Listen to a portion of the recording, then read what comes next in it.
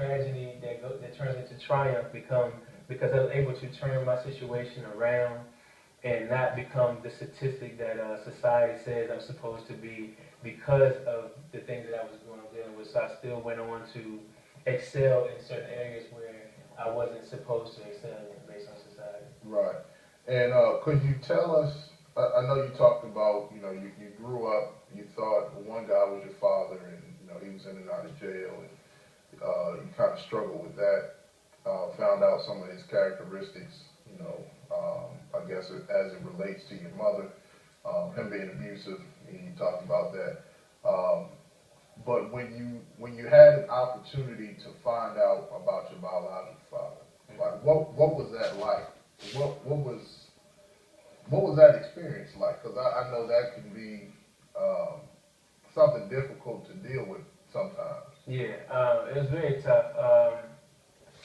My mother tried to explain to me at the age of 14.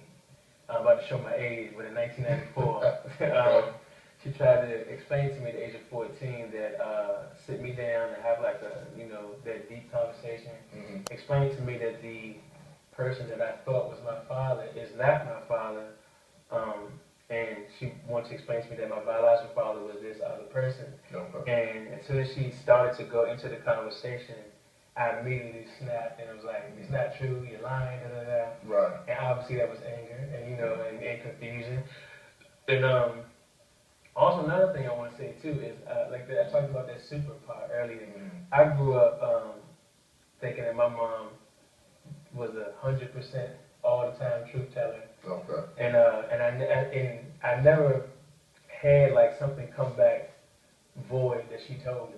Mm-hmm. It was only one time I ever remember in life of being that. It was this huge secret. Wow. So that made it more devastating because it was like, wait, she's not the person I thought, type thing. Right. And I'm not painting a bad picture of her because everybody that knows me around here knows how close I am to her.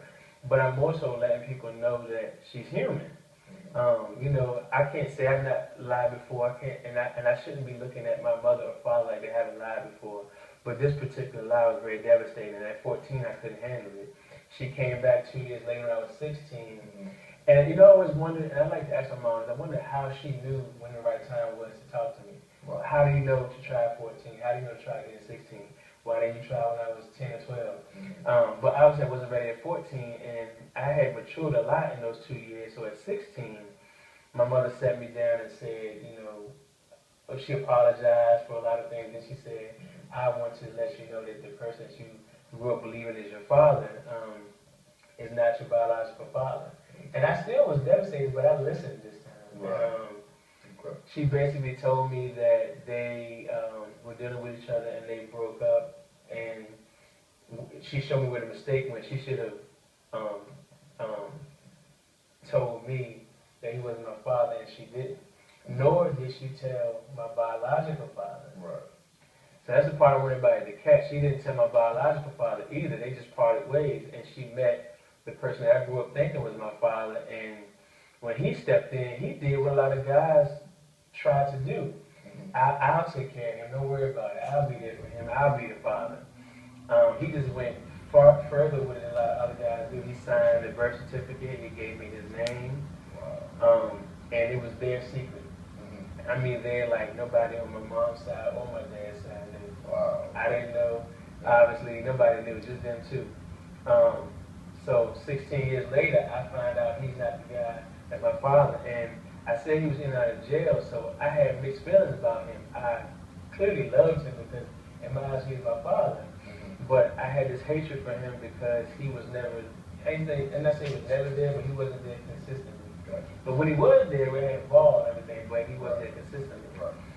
I never saw this abuse that I mentioned. I just was told about it from my mother. Okay. I never saw it. So I didn't grow up physically seeing abuse, but I was told about it.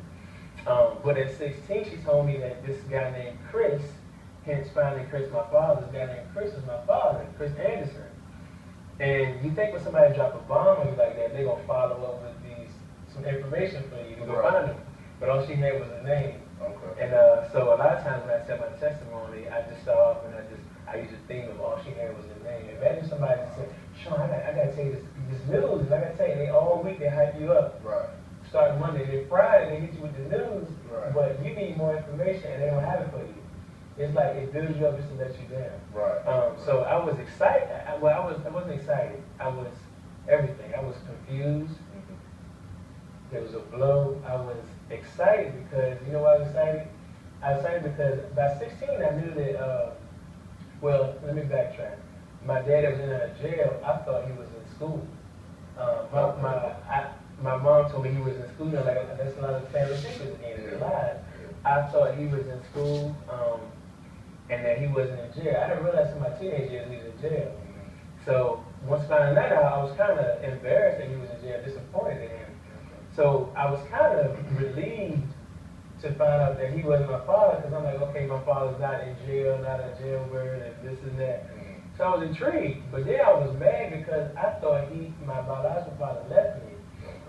Mad at him right away, relieved about this other guy I thought was my father, then confused, then angry at my mom because I'm going off on her, and I'm like, why you didn't tell me, da, da, da. Right. So all kind of emotions just flood at the same time. And if you're 16, you know how to handle that. So I'm just spewing off question after question. She don't really have the answers. And from 16, I got this name in my head, Chris Anderson. Wow. And I want you to understand how that name, you talking about the elephant in the room, like everywhere I went, if I heard the name Chris, especially, and it's a common name, I heard the name Chris Anderson a lot. Okay. I swear I saw it on billboards, I saw it on the internet, I saw it on TV, and I always would immediately, me and you could be talking, if I hear Chris Anderson, I stop and I look. Catch your attention. Yeah, and I'm trying to figure out this person would look like me, but it was never that person. And you're talking about just from 16 on through high school, I graduated at 17, college at Norfolk State, still don't know this person. Right. So it is very confusing, and a lot of people that I tell the story to that knew me at that time say, I never knew you was going through that, because I want people to hear it, because you can't tell when these kids and these young adults are going through things. You just see them in school, or you see them acting out in school, or you see them quiet at home, you see them quiet at school. You think something wrong with them, but it could be something deeper, like it could be something going on at home. It could be something they're processing, they're attempting to process internally, they don't know how. Right. And luckily, I didn't get into nothing too crazy, but a lot of them experiment with drugs, and they go to gangs, and they get practice promiscuity, and they do all kind of things, all because of that root problem could be at home. Right. So imagine if families were talking to their kids about the tough subject. Right, and not keeping them secrets. You know, a lot of times I think what happens is that we think that if the secret gets out, it'll cause more harm than it does good. But you know, sometimes that's when the healing can take place. Yeah. You know, we just put it all out on the table and, you know, not try to shield our kids from different things. You know, I think that, and if we're honest, you know, I think that, you know, it'll be more beneficial. Yeah. Because imagine if you knew that information as you were growing up. You know, you could have known, you know, the guy you thought was your biological father. If you would have known that he wasn't your biological father, you may have had some additional understanding. But again, you know, your mom's only had a name for you as far as Chris Anderson. You know, so those questions still may have been there. Right.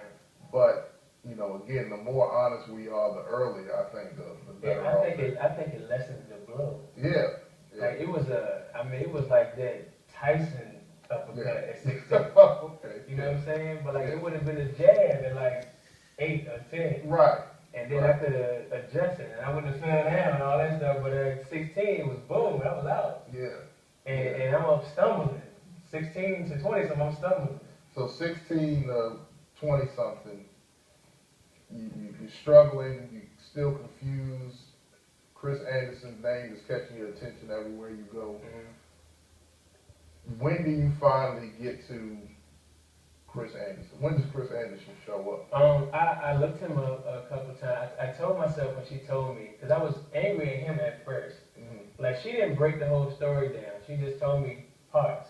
So I was angry at him first, thinking that he left. So first I was mad at this other person, thinking, mad at him for being out of jail. As soon as she told me he wasn't the father, I was mad at Chris Anderson. I was like, where was you at? Right. And I'm still mad at him for being in jail and not telling me. Gotcha. And I'm mad at my mom for not telling me. But after my mom finally broke down to me that she never told my biological father, Chris Anderson, that